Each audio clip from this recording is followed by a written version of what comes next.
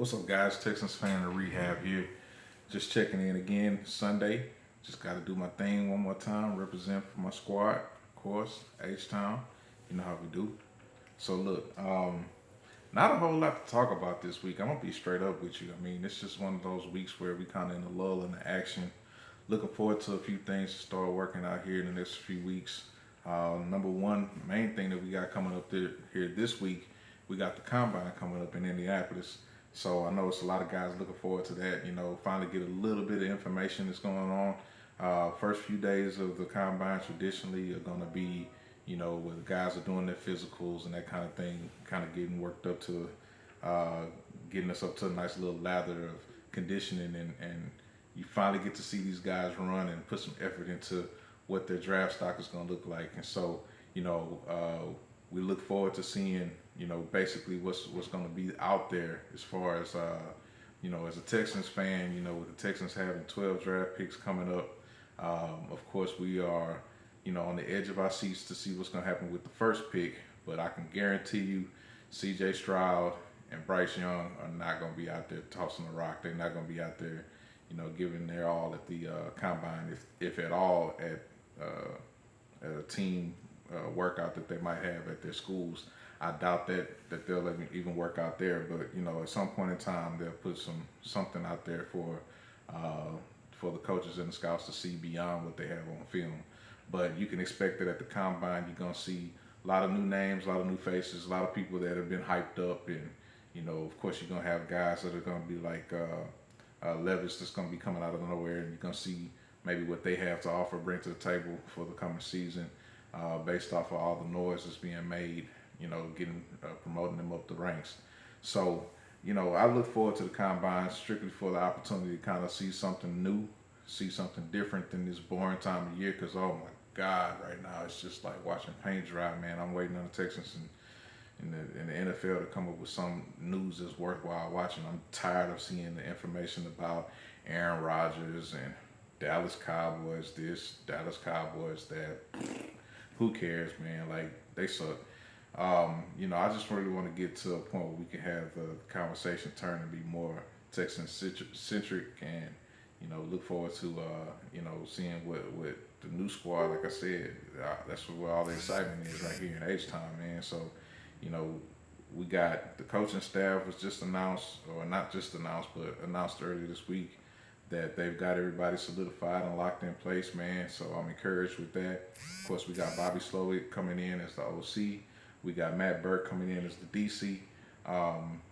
Guys that don't really have a whole lot of experience in those particular roles. They got experience as coaches, of course. Slowick coming from 49ers, he's got some experience with being on the offensive side of the ball, but he actually started on the defensive side of the ball in the NFL. And then Matt Burke, he's had a nice little history with being on the defensive side, even having a previous stint as a DC out in Miami. But most recently, he was with Arizona working on the defensive line there with our boy JJ. So, I'm optimistic again with these guys, man, and it does stand a chance that this thing could go left. Of course, we're having so many young coaches involved, but opportunity is there, man. I mean, the way that the team has been going, it can only go up from here. To be honest with you, there can't be any worse than the staff that we had the last couple of years or so. So this is a nice, basically all around young squad, man. And who knows how high the ceiling is on this thing, man. So between who we are replacing and getting rid of players that we have that didn't satisfy their roles and their positions on the roster, the guys, the pool of guys that we have to choose from to move forward into, whether that's free agency or draft picks. Hey man, like I said, the future is looking real bright, man. So I know for me personally, I look forward more to what we do in free agency than I do with the draft. I don't put any real weight into what we get out of the draft picks until they actually show and prove on the field. I know that may be, whatever reason, like that's the way it's supposed to be, right? But we put a lot of weight and a lot of expectation on a lot of these first round guys that they're supposed to show up and show out the first year. And the reality is, it's usually about 2 or 3 years before they get this thing figured out with the NFL, because the game speed is different, the routine is different, all of that. So it takes a while for these guys to kind of get in the mix on what they're doing, and so you got to respect that. A lot of these guys that are the lower end of the draft, shoot, some of these guys don't even end up making the 53, man. So we're taking a big risk when it comes to putting a whole lot of expectation on any of these guys, to be honest with you. So that's why I lean more heavy on the free agent pool. And this year, man, it's just gonna be kind of a weird one, to be honest with you, man. Like, the big headliners in the free agency market are gonna be guys like Derek Carr, man. Like, Houston is so weird, man. Like, coming off of the experience with Derek's brother David, we had David here. We had the whole situation with his family being here, and it was worked up on us in his rookie year, a couple years, that the family is a nice, solid Christian family, and this bodes well for the environment of the team and all of that stuff. Well, long story short, between him not showing up and doing his thing as a player, and the team not surrounding him with valuable assets to keep him protected, David Carr's career just kind of went down the tube. I mean, of course, he got a championship when he was with the Giants, but I would just say he's more or less riding the coattails of the cats that was out there. They more or less carried the weight for David Carr, and he was just on the team. So he got one. Cool. Derek Carr, however, I think is an improved version of David. Maybe it didn't show in his college statistics as much as what David stood out with, or whatever. Maybe not. This is up to opinion. But his NFL experience has kind of been rocky. I personally feel like he's a better quarterback than David was. I think he had an opportunity to kind of learn from all the mistakes that David went through, and have an opportunity to improve upon that. So I look at what he did with the Raiders, man, and honestly, I mean, it was a lot of backroom politics and just crap that was going on with the Raiders. I mean, everything from John Gruden and to I can't think of the player's name, but the player that had the accident where he killed the young lady, R.I.P. And then you had all of these little situations that were going on with the team.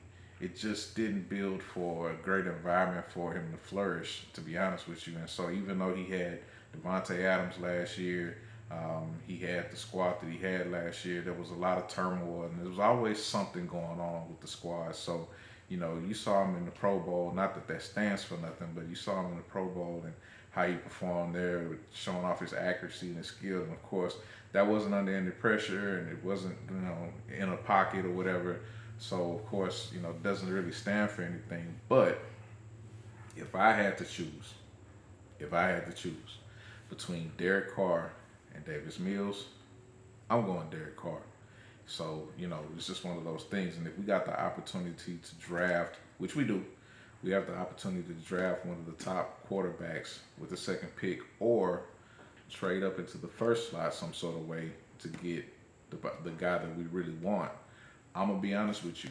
I like drafting that guy and then putting him on the bench and letting him have the opportunity to learn from an NFL veteran, professional, and get his wits about him, so that he can see, exactly how the speed is here in the NFL, get comfortable with the protection, get comfortable with the calls and everything that he's going to see at the next level before he gets out there and becomes damaged goods. I would hate for a guy, especially a guy the size of Bryce Young, to get out there and get injured in that first year, and then all this money or all this opportunity that we put into this guy, and it doesn't immediately pay out. I think that it would be worthwhile for us to take a short-term contract on a guy, maybe not Derek Carr, but just to take a short-term contract on a guy and just have them in place so that we can kind of get through that first year. Now,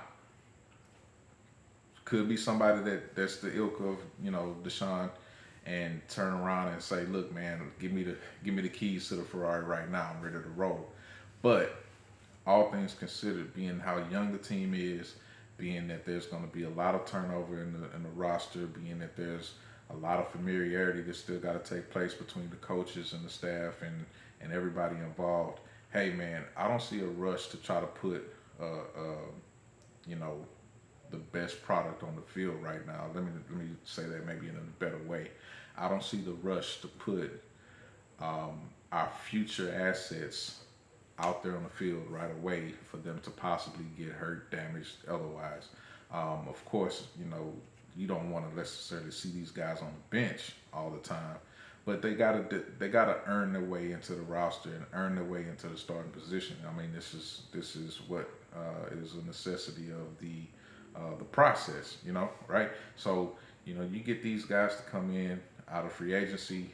They already are veterans. They know what they're doing. Get them out there on the field. Let them go. We got enough veterans that are in the backfield. I'm sorry, in the defensive backfield that we can hold up on defense, in my opinion, and we can do some things as long as we got a good game plan there.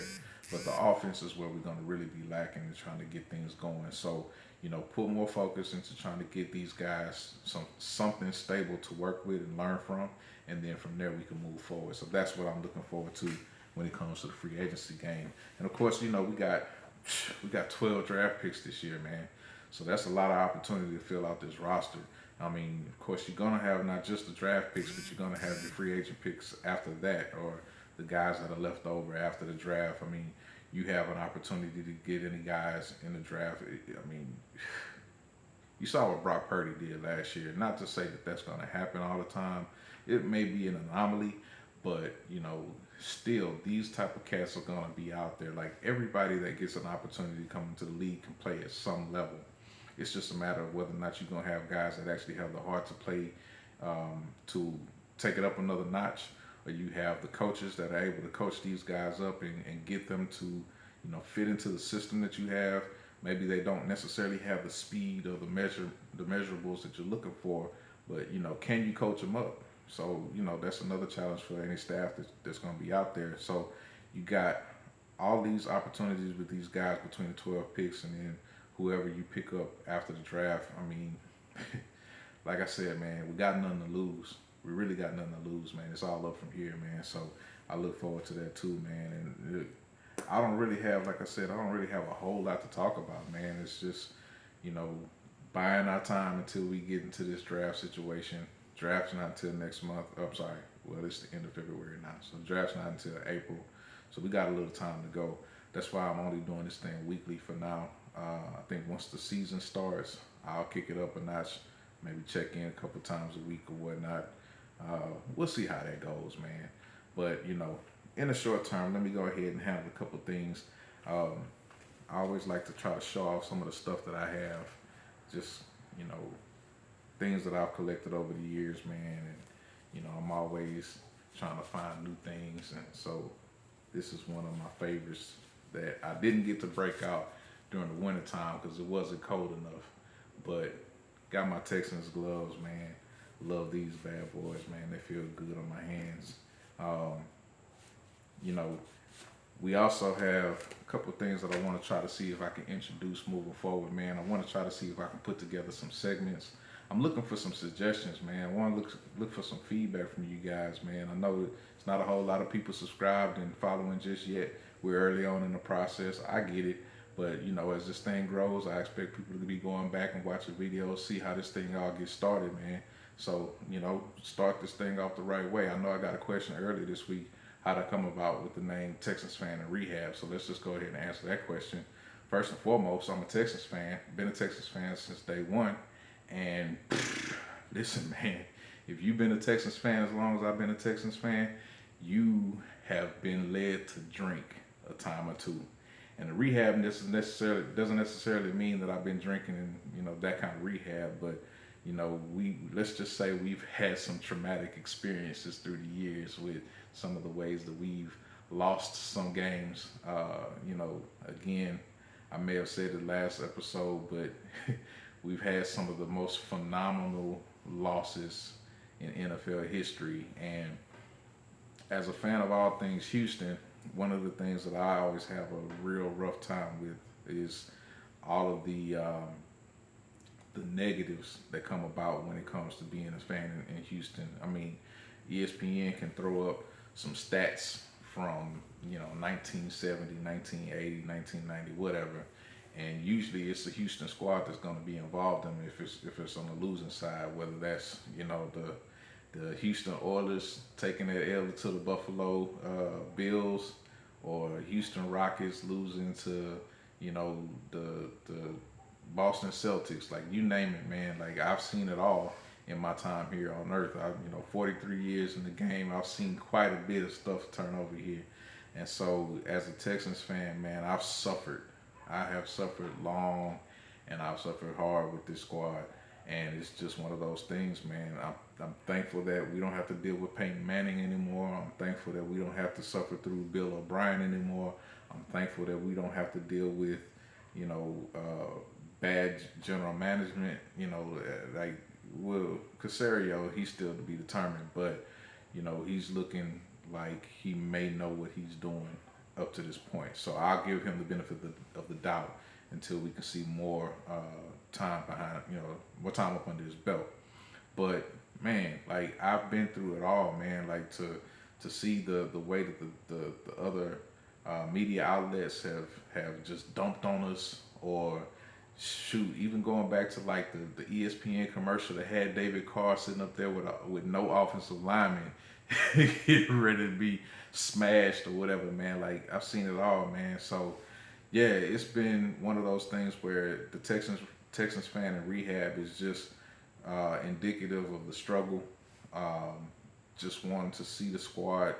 I've seen the best days of us, and how optimistic we were when.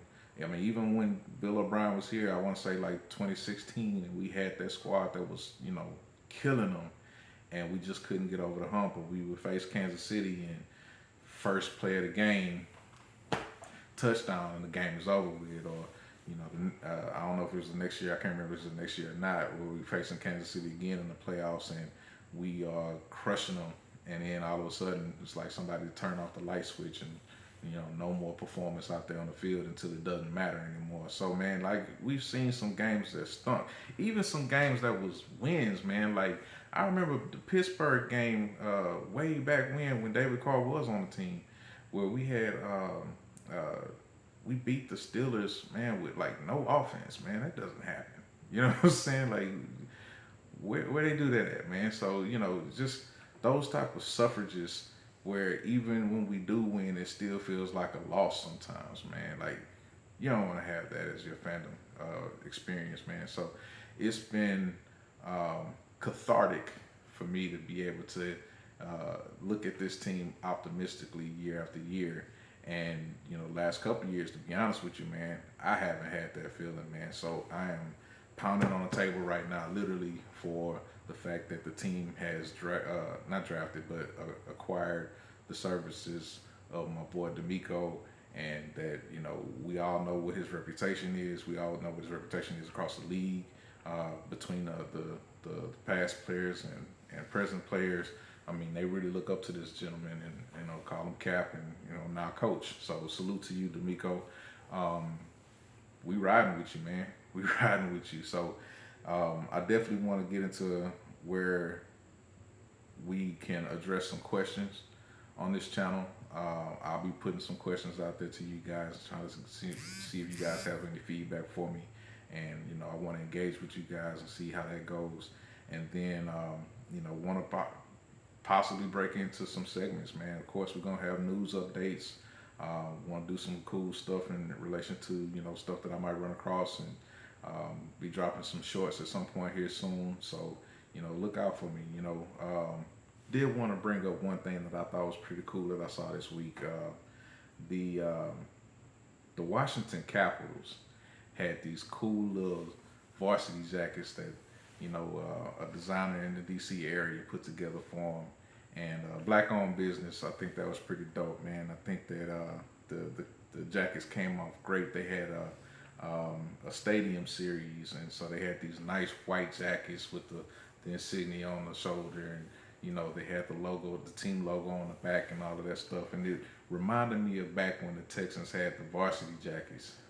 Those cool little things. I know I know, man. Like everybody came down on the Texans talking about it was a terrible idea, and it looked very lame and all that stuff. And let me tell you something. I'm just gonna object real quick.